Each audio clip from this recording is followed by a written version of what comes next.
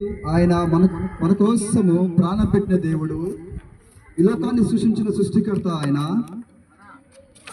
ఈ సృష్టిలో ఏదైతే ఉందో అది ఆయన ఆయన ఇచ్చిందే. ప్రతి ఒక్కరు గమనించాలి. మన కోసము ప్రాణం పెట్టిన వాళ్ళంటూ ఎవరైనా ఉన్నారంటే ఈ లోకంలో ఆయన మాత్రమే ఉన్నారు. మనము ఈ లోకంలో ఎంతగానో పాపం చేస్తుంటే ఈ పాపములను క్షమించడానికి మన ప్రభువు ఈ లోకానికి వచ్చాడు. యేసుక్రీస్తు ప్రభు గారు అందరికీ ప్రభువు. అమ్మా వినండి, ఏగా వినండి, అందరికీ ఆయన ప్రభువు అయి ఉన్నాడు. కాబట్టి మనము ఎంత మాత్రము పాపులమై ఆ నరకానికి పోవడం ఆయనకి ఇష్టం లేక ఆయన మన కోసము ప్రాణం పెట్టాడు. ఆ దేవుడికి బలియాగం అయ్యాడు, సమర్పించుకున్నాడు తన శరీరాన్ని. గొప్ప దేవుడు ఆయన నమ్ముకోవాలని బిడ్డల ద్వారా ఈ దినమున రక్షణ వాక్యం ఇచ్చాడయ్యా. ఇండియన్ ఆర్మీలో పనిచేస్తున్నది దాసుడు 17 సంవత్సరాలు సేవ చేసుకొని ఆ దాసుడితో మాట్లాడి సువార్త ప్రకటించమని సువార్తతో బయలుదేరి వచ్చాడు. ప్రతి ఒక్కరు మారాలని ఎంతగానో 2 సార్లు మరణం దాకా వెళ్ళి తిరిగి ఆ దేవుడే బ్రతికించాడు. గొప్ప సాక్ష్యము. అలాగే ఇండియన్ ఆర్మీలో చేస్తున్న నేను కూడా ఈ దినమున ప్రభువు మాట్లాడమని సెలవిస్తున్నాడు. ఎవరైతే ఇంకా రక్షణ పొందలేదో వాళ్ళకు రక్షణ కావాలని చెప్పి సువార్త ప్రకటించమని ఈ దినమున ఈ గ్రామానికి చేర్చాడు.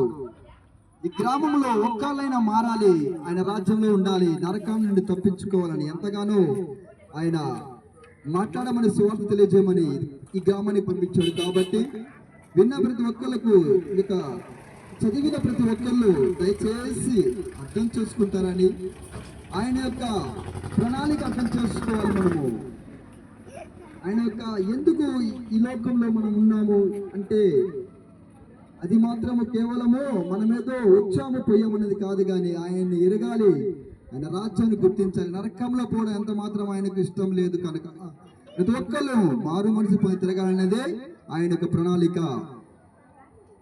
అలాగే ప్రార్థన చేసుకుందాం.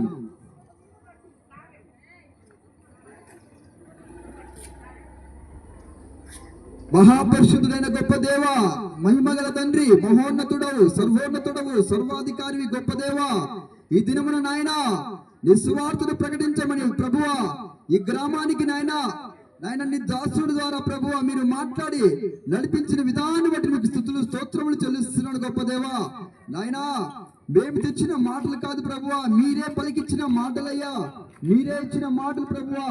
ఈ మాటలు చదివిన వారైతే నువ్వు విన్నవారైతే ప్రభువా నీ యొక్క మాటలు నిత్యజీవమైన మాటలు విని ప్రభువా వాళ్ళ మారు మనసులు కలిగించుకుని నాయన ఆ యొక్క నరకంలోకి ప్రవేశించకుండా ప్రభువా నీ రాజ్యములో ఉండేలా నాయన సహాయం చేయొచ్చు ప్రభువా.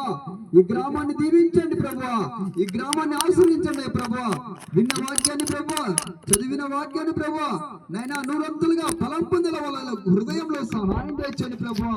జ్ఞానం ఇచ్చేదేమో నాయన జ్ఞానము మాకు పొదువుగా ఉందని చెప్పి నాయన మాకు జ్ఞానం ఇచ్చి ప్రభువా నీ దాసుడు ద్వారా నాయన కొన్ని మాటలు తీసుకుని వచ్చినందుకు స్తోత్రం నాయన ఈ గ్రామం పొందమని మీకే ఘనత మహిమ ప్రభావములు చెల్లించుకుంటూ నీ ప్రియకుమారుడు మా రక్షకుడైన యేసుక్రీస్తు నామములో బతిమిలాడి వేడుకొనిచున్నాను తండ్రి.